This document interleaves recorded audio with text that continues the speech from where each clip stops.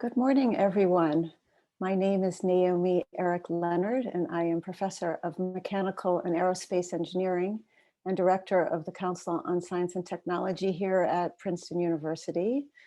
On behalf of the Council, it's my great pleasure to welcome you to our second Living at the Intersection Symposium, where today we will take some time to live together at the intersection of science and engineering with arts, humanities, and social sciences, and explore the enormously timely topic of truth and evidence.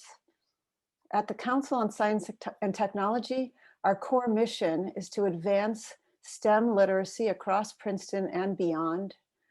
The mission is driven by the belief that scientific and technological literacy are essential for responsible decision-making and innovation in the 21st century, and crucial for how we are able to make the world a better place. And so a focus of the work at the Council is to innovate and cultivate opportunities for everyone to engage with and draw inspiration from science and engineering, regardless of academic background or expertise or experience. Because there is no one-size-fits-all solution to the challenge, the Council's approach is to carve out multiple pathways into, around, and through science and engineering. One such pathway is the purposeful collaboration between science and engineering and the arts, humanities, and social sciences. This pathway engenders exchange with rich possibilities. People come together across the disciplines to find synergies that inspire new, refreshing, and impactful ways of thinking and doing.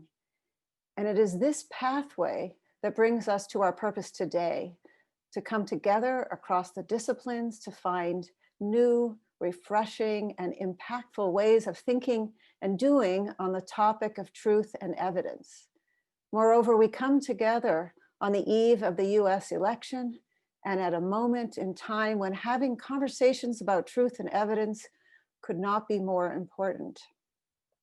Today, we will consider questions in a broad context, including what constitutes data and evidence, how do scientists and society interact with data, how are data and evidence communicated, and we will consider questions in critical contexts, including the Toms River Cancer Cluster and the story of the limits of data and what can happen when we embrace evidence-based prevention.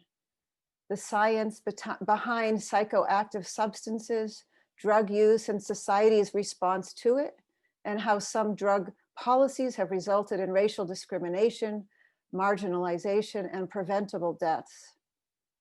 Gerrymandering and how music can help us hear the data. And finally, the anti-vaccination controversy and what we can learn from it. The program promises to be exceptional and especially exciting with so many of you joining us in these conversations today. And so to get us on our way, I will now turn things over to Dr. Sami Khan, our Executive Director here at the Council on Science and Technology. Thank you. Thanks so much, Naomi, for framing our mission and the day so beautifully. My name is Sami Khan, and I'm the Executive Director of the Council on Science and Technology at Princeton. And it's my pleasure to join Naomi in welcoming you to our symposium. We're thrilled to have so many of you engaged in today's event, which we see as just the start of a conversation and what we hope will be an ongoing relationship for you with the CST. Whether you're a student or faculty member, staff member or alum, community guest, or whether you're at Princeton or across the globe, there's something for everyone at the CST. And I'll take some time at the end of today's program to give you more details on ways that you can connect with us as we work to advance STEM literacy year-round. But I know everyone's eager to get the program going, so I'll just share a few quick housekeeping details. First, today's program will run more or less continuously, with only short interludes between sessions until 4 p.m. Eastern Daylight Time. We have two outstanding keynotes 3 engaging panels, and an incredible midday musical session. You can see our entire schedule on our website at the link in the chat box. Just scroll down when you get to that page.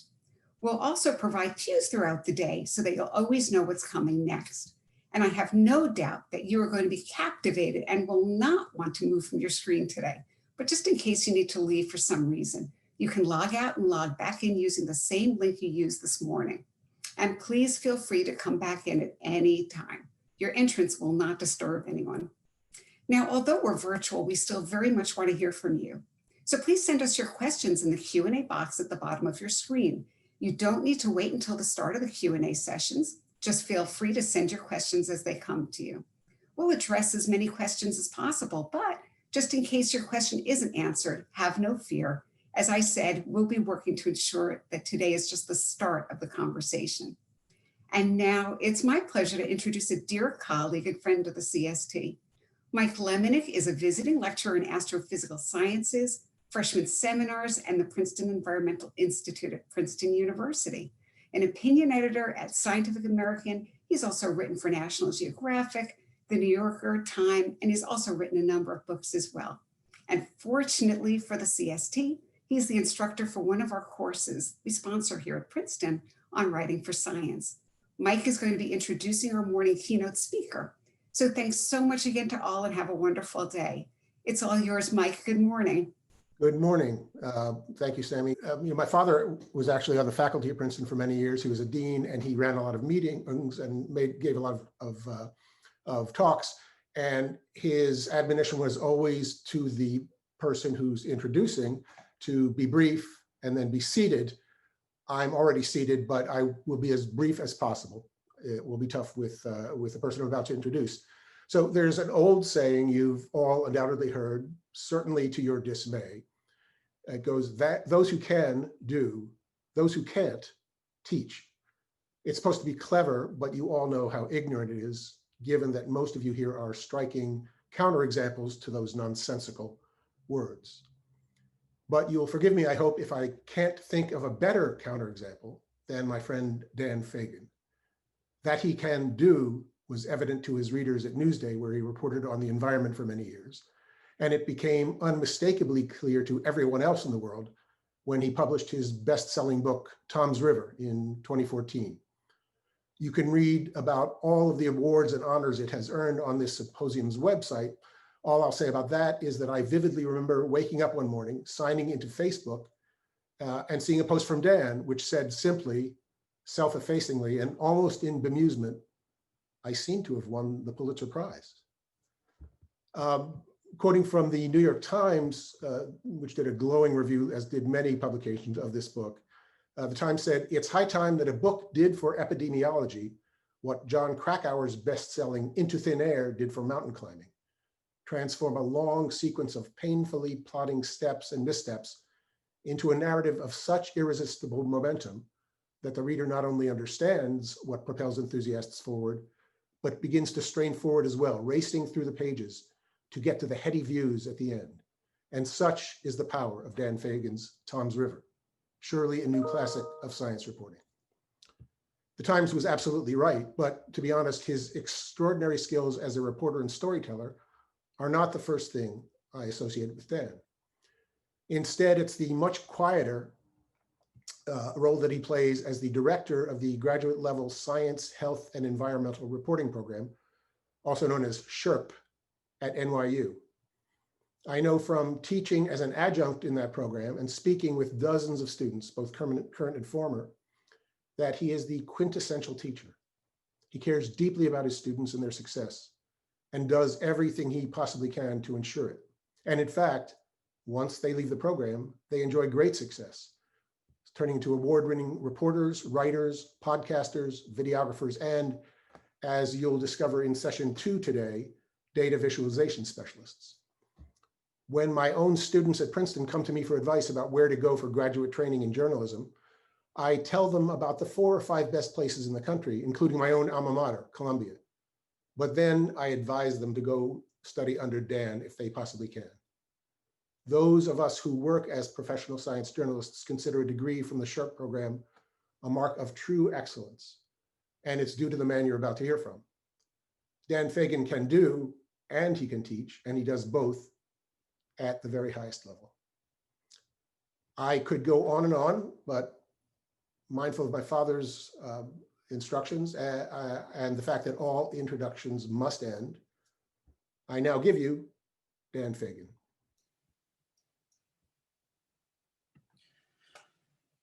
Wow. Well, Mike, thank you so much. That's a lot to live up to, and I'm certain that I won't, but I will do my best. I'll just say about Mike that he is a hell of a science journalist. He really is one of the best. And I remember he told me once that, you know, Mike worked for Time magazine for many years. And I remember that he told me once, I can make anything into a Time cover story. And he's written he wrote 50 plus Time cover stories. And I believed him. He's that good. And not because he makes stuff up, because he knows how to tell compelling stories. The Princeton community is very lucky to have him as a Scientific American. Thank you also to Naomi and Sammy for inviting me. It really is a pleasure to be with everyone, and an honor to kick off what certainly looks like it's going to be a fascinating day of talks and music, all focused on this ultra important and could not be more timely topic of truth and evidence. What I am going to do now is attempt to share screen. Let's see how this goes.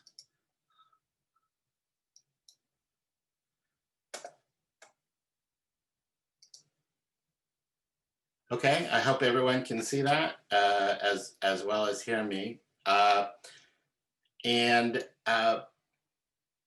this talk Denial and Deduction at the Limits of Data, looking back at the Toms River saga as seen from the perspective of 2020, this incredible inflection point in history that we are at right now.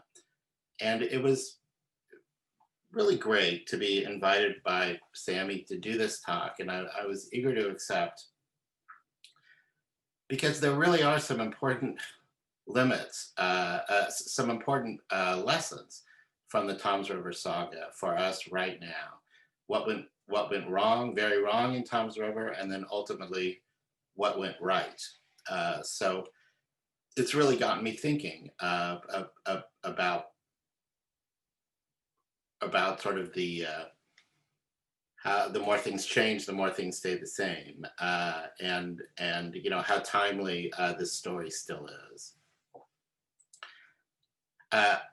I'll say one thing, and that is we're going to be doing this through Zoom. Obviously, Zoom is never my preference, so we'll do our best here. But I am going to try to race through these slides, and if you're confused about something, I will be sure to leave as much time as I can for questions at the end. So please, you know, use that Q&A box, and we'll get to as many questions as we can. On the plus side of Zoom, I'm doing this talk in bare feet, and that's always fun. So how did I get into the Toms River story? It definitely began when I was working as a newspaper reporter covering Long Island. There's Long Island. Many of you know it well. Working for Newsday, which still is the Long Island newspaper, and I was the environmental reporter there. We don't have a lot of wide open spaces on Long Island, although this part of it here on the East End has some pretty pine barrens. But generally, when you're an environmental reporter for a populated area, you spend a lot of time talking to people about environmental health, about how various environmental insults, pollution affects human health. And it turns out, well, that is a really difficult topic. It's complex, but it was ultra important to the people of Long Island. especially breast cancer. During the 90s, particularly, there was a very strong citizen movement to try to understand the causes of breast cancer. Breast cancer rates are higher on Long Island than some other places. Turns out that's probably much more about risk factors associated with all suburban, affluent-ish suburban areas. But at the time, there was a huge focus on possible environmental causation, and environmental factors are an important cause of cancer, as we'll talk about. I covered that a lot, and it ultimately led to the publicity, and the activism ultimately led to a big piece of science, a big scientific effort called the Long Island Breast Cancer Study Project. But that project really did not work out well at all. It was not really well conceived. It didn't really look at the key questions. It was heavily politicized, and it was a frustrating experience for everyone involved. And that really got me thinking, I wonder if I could tell this story better somewhere else. I wonder if I could tell the story of how the environment affects our health through a case study in which better science was done.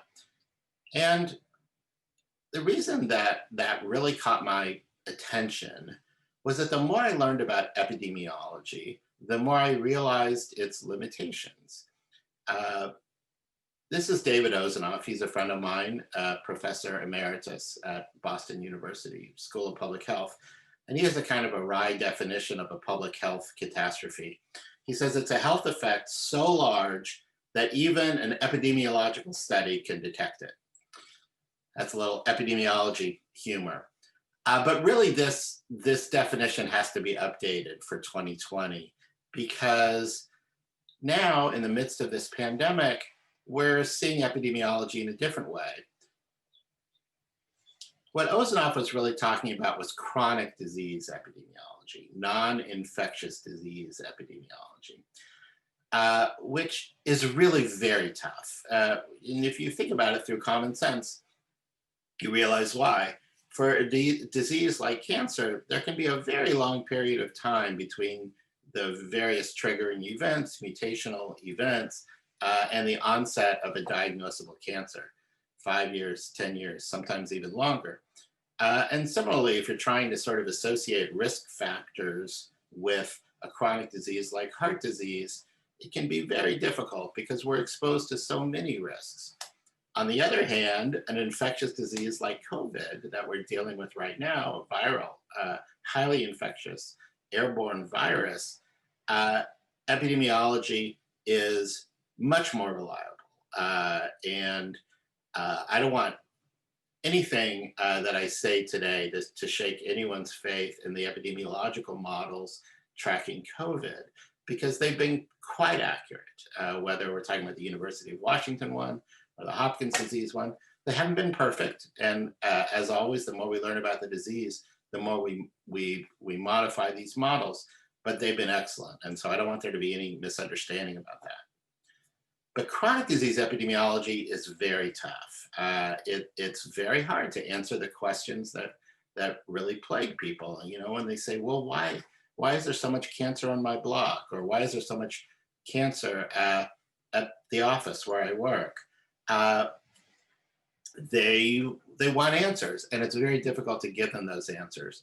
But the answers that we can give them, to the extent that we can, come through epidemiology, which is the study of patterns of disease through time and space. So I resolved that if I ever got a chance to write a book, that I had the time, that I would try to take a closer look at that question and find a great place to study it. And it turns out around that same time that I was finishing up those breast cancer stories, I did indeed hear about a place where really interesting things were happening. So this is Toms River. Princeton is the sponsor here. So you can see Toms River is pretty close to Princeton. It's a very beautiful place, despite what you might read in some book. It's lovely. It's right on the water. It is also very isolated, even now, especially then when I was writing about it, and especially the events that I was writing about even farther in the past. The joke about Tom's River is it's the place where the radio signals from Philadelphia and New York fade out. Of course, that's not really true anymore, and we have many other ways to communicate besides through radio signals, hear about the news besides through radio signals now. But back then it was relatively isolated. It was also a place that really saw itself as a kind of a paragon of apple pie and American values. Tom's River, as many of you know, is known for its amazing Little League teams. There are parades, as many parades as possible Tom's River will do. The perfect day in Tom's River is a parade for the Little League. Put those things together, and that's how Tom's River sees itself. The main drag in Tom's River was originally named Washington Avenue, named for George Washington, but that was insufficiently patriotic for the people of Tom's River. So they changed it to the Avenue of Americanism, just to really drive home the point. It's not necessarily a subtle place, Tom's River. And yet, Tom's River is also a place where this happened. This is a landfill getting excavated. Toxic waste was buried in this landfill illegally. Guys in moon suits doing the excavation, bringing out tens of thousands of barrels. You can see the numbers on them. This is an apple pie town. It's also the place where there were some really scary headlines, when ultimately there were accusations that pollution led to rampant illness.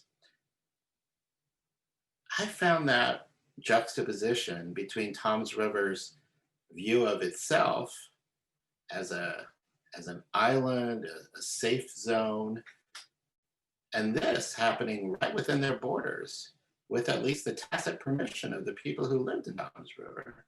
I found that fascinating, and I wanted to explore it in the context of two big stories. How does that kind of denial evolve, and then how does it end? And then secondly, the bigger historical saga of how do we come to understand the relationship between the environment in which we live and human health. And so this book, was a saga itself, and this book was an attempt to tell those two big stories in a way that hopefully people would read. So as I got into this book, I learned a lot about the history of the chemical industry. And I was really fascinated by what I learned. This guy here is William Henry Perkins.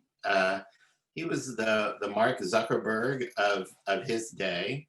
He was a chemistry student at the Royal College of Chemistry. And one spring break, his professor assigned him to try to see if he could come up with a synthetic substitute for quinine, which was really crucial to the British Empire. It was a treatment for malaria. He failed, but he noticed something interesting as he was experimenting with this molecule aniline, and that is that it was a spectacular shade of purple, and that when he dumped it out of his test tube, it clung to the glass and appeared to have good adherent qualities. And purple was not just any color, it was the color of royalty. The reason it was the color of royalty, there's Queen Victoria in a colorized photo. Obviously, there were no color photos back then. The reason it was the color of royalty is because purple was so rare. Purple dye was very hard to get. You had to get it from a sea snail that was very hard to find, that only existed on the coast of Lebanon. It's why Cleopatra's barge had purple sails, because that meant that you were very wealthy. But Perkins thought, okay, now everyone possibly can have access to purple. Maybe there's a lot of money to be made here. So like Zuckerberg, he dropped out of school over his professor's objection. And he started manufacturing aniline dyes. Very quickly, other people caught wind of this. They copied his techniques. There was no patent protection, not effective patent protection in those days. This is a photo of Basel, Switzerland, which quickly became the center of the chemical industry in Europe, much bigger than London. And a number of entrepreneurs, stealing Perkins' idea, got into aniline dyes. And what was really astonishing to me was that those same companies that all started as aniline dye manufacturers evolved into the world's largest chemical conglomerates, like Ciba, BASF, the biggest one. Ciba doesn't exist anymore. Bayer, which certainly still does exist. They all started out as dye manufacturers, and I did not know that. That was totally news to me. So I became fascinated with this and decided that I wanted to tell the story of how this happened. But of course, there was a dark side. There was huge money being made. Dyes were everywhere, but they were very dangerous. This is the Middle Bridge in Basel. If you've ever been to Basel, Switzerland, you know this is a historic bridge. This bridge was rebuilt maybe 120 years ago, something like that. But the site of the 13th century, I believe, and 19th century, as Basel was roaring with these dye manufacturers, this is where people would go in the middle of the night, usually, to dump the massive amount of toxic waste that was generated through aniline dye manufacture. They would just dump it right there into the Rhine, figuring, well, it'll be Germany's problem. And that really established a pattern of rampant, irresponsible waste disposal. There was a big risk to consumers too. This is a cartoon from Punch magazine, the satiric London magazine. It's called The Arsenic Waltz, and you can see two skeletons, very elegantly dressed. And the reason is that now everyone was wearing aniline purple, or they were wearing green dyes made from arsenic. They were highly toxic. They would literally melt the stockings of the people who wore them. There were horrible rashes, and there was chronic disease as well. Did that stop people from wearing these products? It absolutely did not. And of course, as always, the people who suffered the most were the folks who were involved in manufacturing. This is a photo of workers, I think in the UK, of dye workers. But you could get a sense, it's too bad it's a black and white photo, but you could tell whatever color they were manufacturing that day because it was literally all over them, soaking through their clothes. If they were making red dye, well, they'd walk home soaked to the gills in red dye. That, unsurprisingly, led to huge disease problems. So obviously that as early as the 1880s, bladder cancer clusters were diagnosed among dye workers, including here in the United States. This is the Cincinnati Chemical Company, which was a successor site to some of the big old Basel dye factories. Ciba and Geigy by then were working together. And there was a cluster of bladder cancer so horrendous on one of the production lines at the Cincinnati Chemical Company that upwards of 80% of the workers on this one production line working with benzodine developed bladder cancer. So if anybody ever tells you, oh, there's no proof that exposure to highly toxic compounds can cause cancer, you just tell them about the benzodine production line in Cincinnati. It became a big scandal. So did their rampant pollution of the Ohio River, which was the subject of congressional hearings. And so eventually Ciba Geigy felt a little unwelcome in Cincinnati. So they decided they would look for a new place, a place where there was plenty of privacy, lots of trees everywhere, where there was a water source that was available for both to use to manufacture the dye and also to dump into. And they wanted to be near rail lines and near textile manufacturers. And they found what they were looking for in the pinelands of central Jersey, central New Jersey, they found it at Toms River.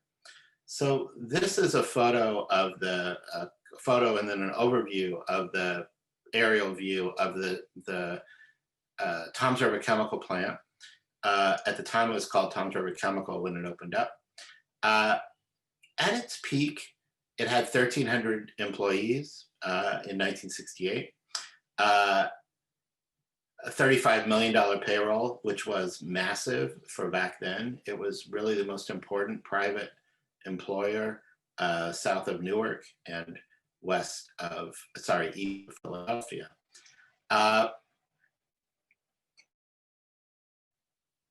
During its lifetime, manufacturing lifetime, it produced something like 3 billion pounds of dyes and plastics. And of course, that's the core point that these companies, be it Siba, Geigy, Bayer, they started out making dyes, but before long, they were cracking molecules right and left, producing plastics, producing various hydrocarbon-related, long chain related products. And it was incredibly lucrative and spread quickly all over the world. But the thing about these manufacturing processes is that those were really not the major products. By volume, the most important products produced through these manufacturing processes were waste. It was very difficult to calculate how much waste the Toms River plant produced, but by sort of trying to do archaeological reconstruction, I came up with about 40 billion gallons of wastewater. That's a lot of wastewater, something like 200,000 drums of toxic waste buried all over the site. So how was that much waste handled, and how did the community react to this? Well, here's a map of Toms River that I put together that's in the book. And it's fascinating to see how the sort of risks just piled up on each other. And throughout the process, the message from the state, from the local authorities, and especially from the company is, nothing to worry about here. Don't get concerned. The first problem that popped up was right here on the plant, at the plant itself. All these little dark areas here were toxic, were waste dump sites. The company dug its own drinking water wells, and those wells, within a year or so of the plant opening in the mid-50s, tasted funny, they smelled bad. It was clear that they had been contaminated. The company didn't tell anyone about this, but they just dug some new wells that were farther up, downgrade from the toxic waste sites. So their water would be clear. On the other hand, the waste itself would go into the Toms River, and there were cascading consequences associated with that, including fish kills in the Toms River as early as the mid-1950s. Nothing to worry about, the plant people said. We got it under control. One of the things they did to try to build trust was right here at one of the discharge points, they created a fish pond. And they said, look, we've got fish here, and we're gonna prove to you that our water treatment process is clean enough that these fish will be fine before the water enters the Toms River itself. Well, those fish died within a few months, and the pond was never restocked. Still, the company was allowed to continue to operate with impunity. And that became a critical problem because this is where the town's most important water wells were, here on Holly Street. They were right along the river. They tapped underground aquifers, but they also sucked up water from the Toms River.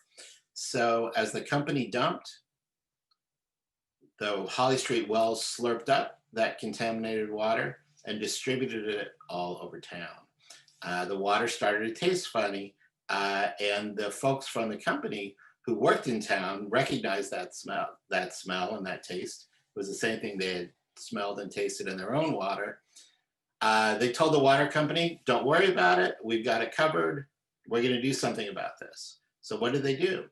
Well, the first thing they did was they built a giant pipeline, carry this wastewater, divert some of it out of the Toms River and divert it here into the ocean, right? Because we used to say the solution to pollution is dilution.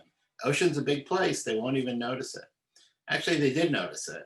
People of Ortley Beach and La Valette here on the Barrier Island, on the other side of Barnegat Bay, were very upset about this. Didn't matter.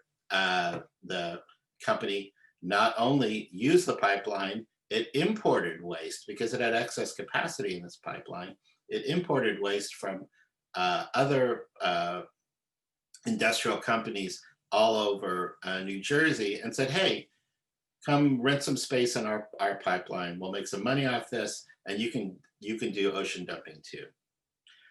That wasn't the end of the problems, because by then the town of Toms River, the local water company, was so concerned about the Holly Street contamination, and they gotten complaints about bad tasting water, that they decided, okay, we'll do a new well field up here by the Garden State Parkway, which had just been created, the Parkway well field, right there.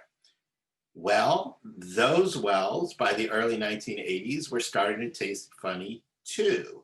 And in fact, chemical analysis showed contamination. How could that be happening? Well, it's because right up gradient from the Parkway well field was a farm where the landowner, to try to make a little extra money, agreed to allow the illegal disposal of thousands of barrels of toxic waste from Union Carbide up Route 9 here. And the Parkway wells, just like the Holly Street wells before them, slurped up the contamination, the underground contamination from Reich Farm, and again, distributed it all over town. That wasn't the end of it, because then there were leaks in the pipeline.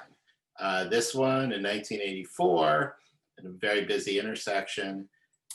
This one, 1988, right at the Ocean County Mall. You know, New Jersey malls are pretty key, or at least they were back then, the pre-Amazon era.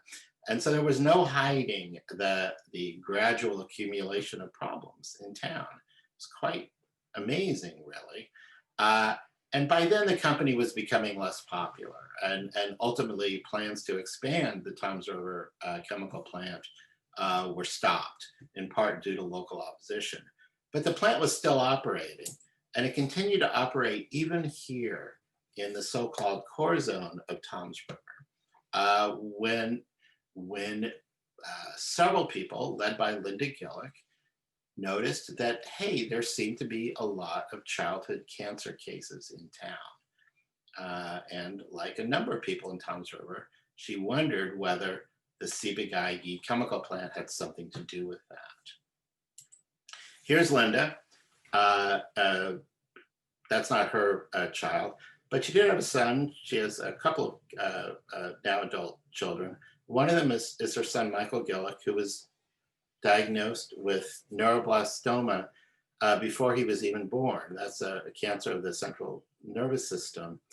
And Michael has had a very rough life health-wise, but he is alive and thriving, and a very brave guy, and a dedicated activist. And Linda is too, of course.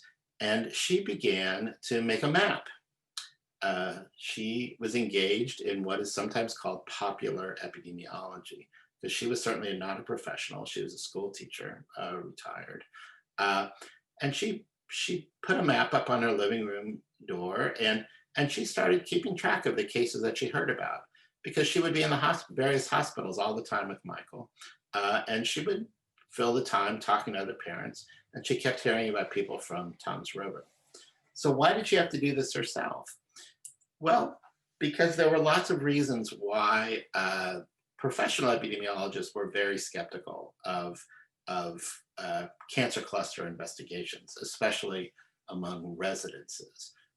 Occupational cancer clusters are a lot easier to study, but residential ones are tough. And there remains a huge amount of skepticism. This is a piece by Atul Gawande several years ago in which he calls cancer clusters a myth, or at least the headline does. They're certainly not a myth. But what the question is, are they worth investigating? The Cluster Busters Conference way back in 1990 basically urged public health agencies to do what they can not to spend resources investigating them. And this is a review of my own book by my good friend, George Johnson, in which he says, yeah, Dan wrote a good book, but I don't really believe it. So there's a lot of skepticism about cancer clusters, and it is not without reason. And we can tell you why really quickly. So this is a field of dots, and let's pretend this is a map of a town, and these are cases of breast cancer, let's say. Well, there looks like there might be a cluster there, looks like a cluster there, cluster there, cluster there. But actually, these dots were generated at random by a computer program. And the point is that clustering can occur on a random basis as well as having a specific cause. So these are not what an epidemiologist would call a true cluster. They're simply random. And that's a problem for us as human beings because we look for patterns, we think we see them, but they might not be there. We engage in post hoc reasoning, where instead of beginning with a hypothesis and then evaluating the evidence based on our predetermined hypothesis, we look at the environment and then try to generate hypotheses. That is totally understandable, but it can mislead us. This silly cartoon of a cowboy illustrates post hoc reasoning. This is sometimes called Texas sharpshooting, where you imagine a cowboy who's just a terrible shot, shooting randomly on the side of a barn. The bullets are all over the place, but then someone's walking down the road who he wants to impress, and he grabs some paint and he paints a target where most of those bullets happen to cluster. And he says, see, I was aiming there all the time. So this is a danger. So that's one of the things that Linda Gillick was up against. She was also up against this, and that is that there was a really strong political and social consensus in New Jersey, as in most of the United States, that growth was a good thing, that we needed to grow fast, that we needed to generate jobs. Ocean County, as you can see down here, was one of the fastest growing counties in the entire country in the 60s and 70s, generated a lot of money, created sprawl. There were lots of problems associated with that, a lot of problems associated with the water supply, and not all of them caused by Ciba-Geigy or Reich Farm, but some of them certainly were, but the money was rolling in. So when Linda Gillick started to make noise about this, she got a huge amount of pushback from the community, including this anonymous note in her mailbox. The cancer cluster is probably a freak. You're scaring away the tourists. You're, basically shaming her and ostracizing her from the community. And there was a lot of this. So let me just take a quick tangent here and try to get at why was it so hard for Linda Gillick and other people like her to get the attention of her fellow Tom's River folks? Why do we deny? It's very relevant to this question of truth and evidence that we're exploring today. This is a guy that you may have heard of. His name is Dan Fagin. He's at Yale Law School, and he's got a website exploring his ideas, that culturalcognition.net, that I would suggest that you explore at your leisure. His theory of cultural cognition, we don't really have time to get into this, but I'll just explain really briefly.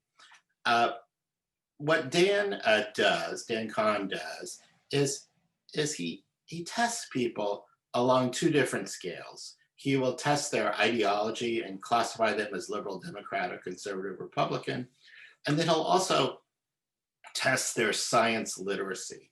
And that's really key, because we generally operate under the assumption that the more someone knows about science, the more accurately they will guess, the more likely it is that they'll know the correct answer. to questions about science, and that ideology doesn't enter into it. So if you ask people, what gas do most scientists believe causes global climate change, we get a nice curve here that says that the more people know about science, the more likely they are to get the correct answer and to understand that it's carbon dioxide. And it doesn't matter whether you're a conservative or a liberal, Republican or a Democrat, libertarian or a person who believes in a strong role for the state. But what about, I'll skip these other two questions, but just look at this one. What about if we ask them a question like, is there solid evidence of global warming due to human activity, such as burning fossil fuels? Well, oh my God, look what happens here. For liberal Democrats, yes, the more they know, the more likely they are to get it right and to know that, yes, there is a very solid scientific consensus that human activity contributes, is the most important factor contributing to global climate change at this point. But oh my God, look what happens with conservative Republicans. The more they know about the science of climate change, the more likely they are to answer this question incorrectly. So that's a yikes.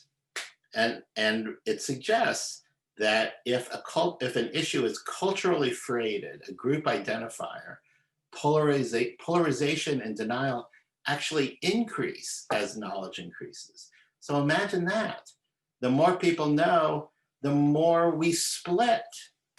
People who know the least about a topic are the least likely to be polarized if that topic is a group identifier. So you can imagine, for those of us who are journalists, or for those of us who are teachers, or for those of us who are both, like me, this is a scary finding, because we sometimes imagine that people are like empty vessels and we can just fill them up with knowledge, and then, like a computer program, they will arrive at the right evidence-based answer. But of course, as Dan Kahn and many others have told us, including Danny Kahneman, who we'll hear from later today, that is certainly not true. And Dan Kahn's point is that denialism is not irrational. Citizens are culturally polarized because they're very rational, right? Because they see that there are consequences associated with breaking with their peers. And oftentimes those consequences of breaking from their team, their group, are much higher than the benefits of following the evidence. The impact of taking a position that conflicts with their cultural group can be disastrous. Wow. So why does this happen? Well, it only happens for certain issues that have become cultural identifiers, group identifiers. And Dan Kahn also points out the key role of opinion leaders in setting those boundaries. And there are lots of those. That's Rush Limbaugh. Corporations attempt to set those boundaries sometimes. These are the infamous mobile ads from the 90s, op-eds that ran in various newspapers calling into question the evidence of climate change. It can happen no matter where you identify yourself politically. Gwyneth Paltrow's site Goop is just loaded with all kinds of claims that could not possibly be less evidence-based. It happens on television, where sometimes there's a business model that suggests you make more money if you leave the evidence behind. And of course, as we've discovered all too sadly, there are huge political benefits to be gained from trying to move these definitions of acceptability. And this guy is the king of that, our current president. Let's put a mask on him. He looks better in a mask. There's no one, you know what, that's disrespectful. We should take the mask off. No, you know what, let's put the mask back on. Wear a mask, Mr. President. Donald Trump is the ultimate, the master, the dark master, I guess you could say, of of being able to redefine the boundaries of acceptable thought within a group. He's very good at that, and the consequences, including the consequences that we're living through right now, are epically disastrous. It's a kind of a cancer, really. So there's a metastatic cynicism that spreads through the kind of messaging that says the experts really don't know anything. It's all bunk. Your own common sense or what I tell you is more important than what you hear from any evidence-based sources. So that's what we're living through right now. So Linda Gillick was up against a lot. She was up against kind of a consensus among the experts that cancer cluster studies weren't worth doing. She was up against strong cultural factors in Tom's River that say don't rock the boat, including opinion leaders in Tom's River that said don't be a troublemaker. But things ultimately did change in Tom's River. So what changed? Well, this is Lisa Bornasian. She's a nurse at the Children's Hospital of Philadelphia. She was a catalyst for change. She kept hearing, people kept coming into the ward at CHOP from Tom's River, children, and she was shocked at the number of kids that were from Tom's River. CHOP is an eminent hospital. It accepts children from all over the world, but there were a lot of kids with cancer on the ward where she worked, the pediatric oncology ward. She complained to the physicians told her, or she expressed her concerns to the physicians. The physicians listened with some sympathy, but they said, just do your job. But her sister-in-law worked for the EPA. She talked to her sister-in-law about it over a holiday dinner one time. The sister-in-law was interested enough to alert another federal agency because she worked for the EPA. She knew how to do this. And eventually there was a sort of a very rough study done. It was not particularly persuasive, but they looked at actual cases versus expected cases. And what they found was that in almost every case, rates of, actually in every case, for every type of pediatric cancer that they looked at, rates in Tom's River were much higher than expected. That was shocking. Here's a table from that. You can see that all the incidence ratios were above 1. That's alarming, but the confidence intervals were very wide. That's like a margin of error. I don't have time to sort of go into this, but you can see that those rates were disturbing, but they were not especially reliable. And so when the state of New Jersey issued a letter, well, they didn't issue it, but an internal letter concluded that all the SIRs, the incidence ratios for Tom's River were very high, but because of the small number of cases, we can't conduct studies to determine any possible causes. In other words, Michael Berry punted. If you follow the NFL, you know why I picked a giant punting. I could have picked a jet too. But word got out anyway, as it often does. And that is one of the lessons here, that when you try to hush up bad news, it escapes. And it did escape in Tom's River. There were screaming headlines, there were panic, furious meetings. Maybe there may be some people on this call who were at some of those meetings. For a while, you couldn't get bottled water for miles around Tom's River. You couldn't find it, or if you did find it, people were charging outrageous rates for it. Over the objections of the governor and initially the state health director, there was a study done, a really fascinating case control study that I don't have time to get into now, but it involved engineering, it involved epidemiology, it involved toxicology. It was a really beautiful piece of science.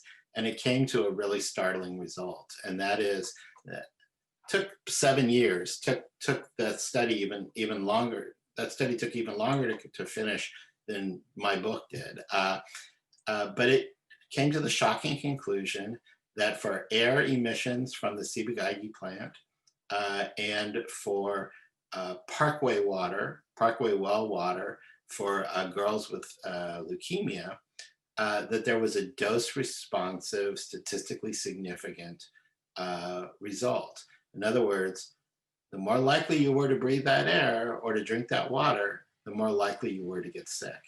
And there was a civil settlement too. There were some of those families got compensated. Those figures aren't quite right, but they were compensated at different rates. And ultimately, depending on how you define that cluster, anywhere from 69 to upwards of 150 families were affected. But of course, that's not the end of the story, because the chemical industry ultimately decamped from New Jersey, at least the manufacturing parts.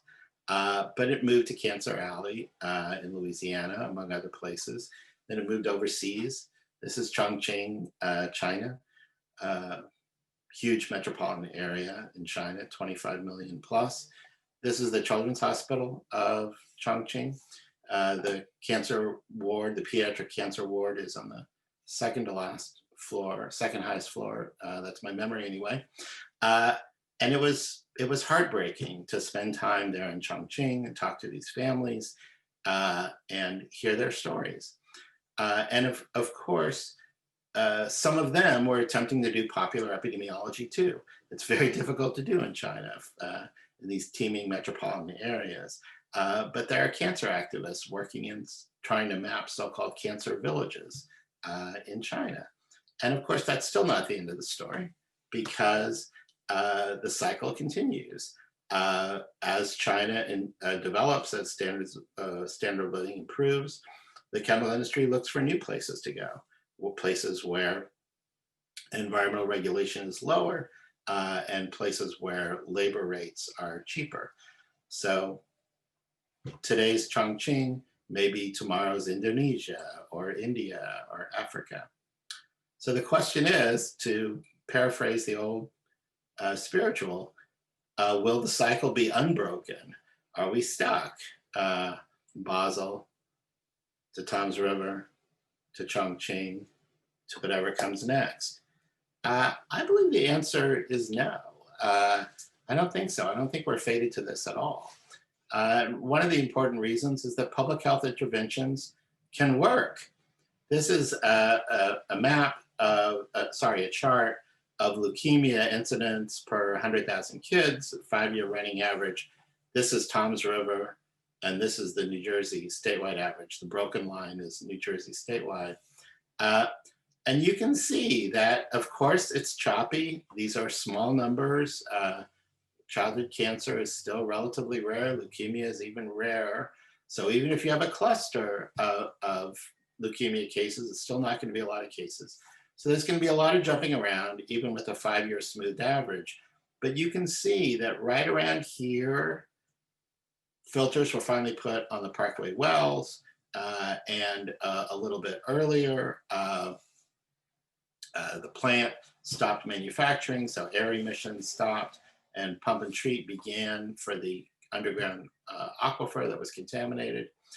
The point is that if you improve, if you block these pathways of contamination, you can get better results for public health, which is a fascinating, important result.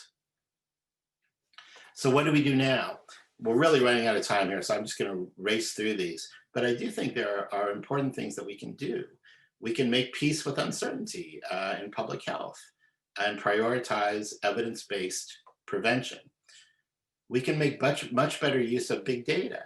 The intelligence budget, national intelligence budget, which is all about collecting data and analyzing it, is $85 billion.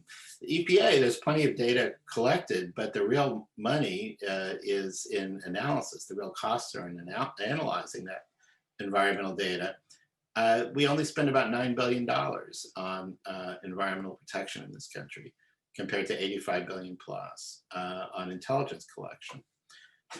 We need to fund our agencies. We have a funny relationship with government in this country. When we see there's a problem, we say, we got to solve that problem. But we don't fund agencies to do robust enforcement and oversight.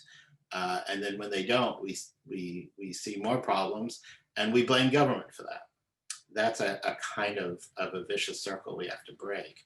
We also need to make sure that we fund science independently. A shocking percentage of the science that's used to determine whether a product is safe is actually funded by the manufacturer. That's our system. Conflicts of interest are built right into it. We need to adopt a more European style system where there are independent scientific assessments by government and by academia. Environmentalists also need to clean up their acts. Environmentalists can't just be, I consider myself an environmentalist, but hopefully an evidence-based one. We've got to engage with the evidence and not be reflexive. We've got to recognize that there are real trade-offs from environmental regulation. We have to be smart about how and when we regulate. And industry and government have to recognize that they need to be much more transparent in a digital world. Especially, and it pains me as a journalist to say it, as the influence of the media wanes, stakeholders need to be direct communicators too. They need to provide context and be transparent about their agendas. And of course, citizens, very timely reminder, election day is on Tuesday. We have to rise to the responsibility of being citizens in a democracy. And that means not just voting, it means being fully engaged in the lives of our communities and our nations and our planet. And then finally, forgive me for the self-aggrandizing nature of the slide, but storytelling has a role too. In an epidemic of denial, and many epidemics are associated with denial, true narratives built on reliable data can expand trust and make change. It is still shocking to me that a big doorstop of a book about epidemiology and toxicology could possibly be on the bestseller list. And it was for 1 week, and there it is right there at the bottom, number 20. But a book like that can find an audience and can win a prize. And most important to me, can be translated into Chinese. And who knows, might even become a movie, although it's too early to say for sure. The point is that evidence-based storytelling based on reliable data and compelling characters can expand trust and make change. And that's the goal here, which is to try to avoid more Toms Rivers. Every time I go back to Toms River to give a talk, people will tell me the same thing. They will say, we want people to learn from our mistakes. We want to break the epidemic of denial. And the goal here is to avoid more of this. This is the Children's Memorial Garden in Toms River. And this is what we need to stop. And it's why we need to keep going back to the evidence and keep telling stories.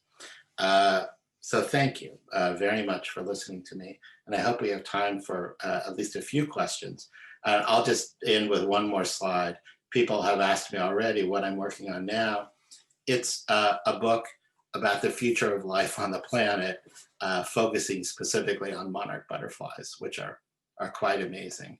I want to tell the tale of how one species, ours, is now in charge of the fate of the other 8.7 million species on this planet, and what does that really mean?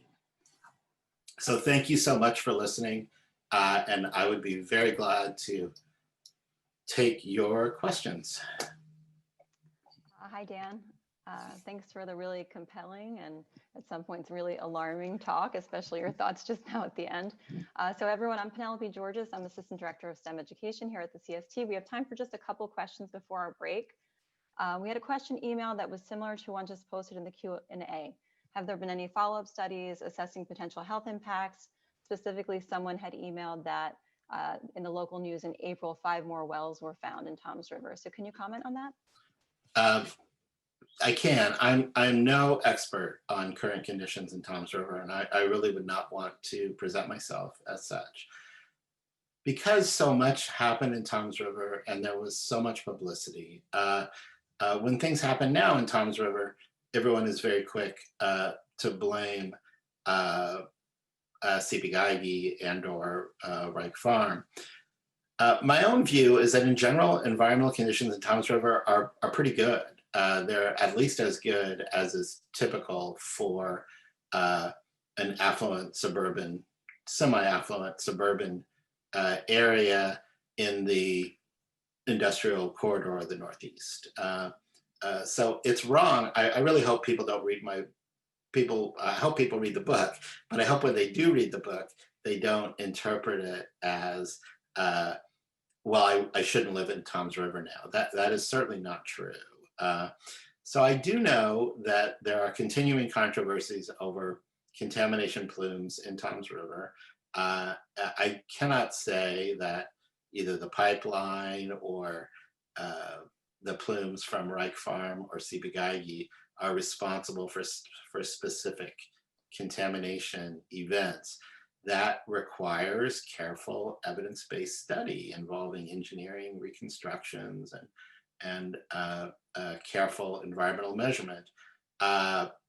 So I'm not ready to say that. There are also interesting issues associated with redeveloping the Cpigagi site. What should be built there, if anything, which parts of the site are okay to build on and which are not. So there's a lot going on still in Toms River, but please don't come away from this talk thinking that Toms River is some kind of an environmental hellhole, because it is not. You know, the only thing that was remarkable, the most remarkable thing about what happened in Toms River is that we actually found out about it, and that we actually were able to measure it, and that we were able to come up with correlative, not causative, but correlative evidence linking environmental exposures to specific health problems, because that is incredibly expensive to do and very difficult to do. But it happened in Toms River, and it happened because of a lot of luck, and also because first a lot of bad luck, and then a lot of very good luck, in the sense of people being passionate and caring enough to not give up and to push for the application of science to a very complicated problem. Thank you. That's great to hear. So in the spirit of staying on schedule, I just want to thank you again. I can hear the roar of the virtual applause for this excellent presentation. Audience, some of your Q&A questions will be very suitable for our next panel, so we will get to them. We'll now take a short break. We'll reconvene at 10:15 with our next panel that will discuss what constitutes data and evidence. Thanks again, Dan. Thanks for being here. Thank you for having me.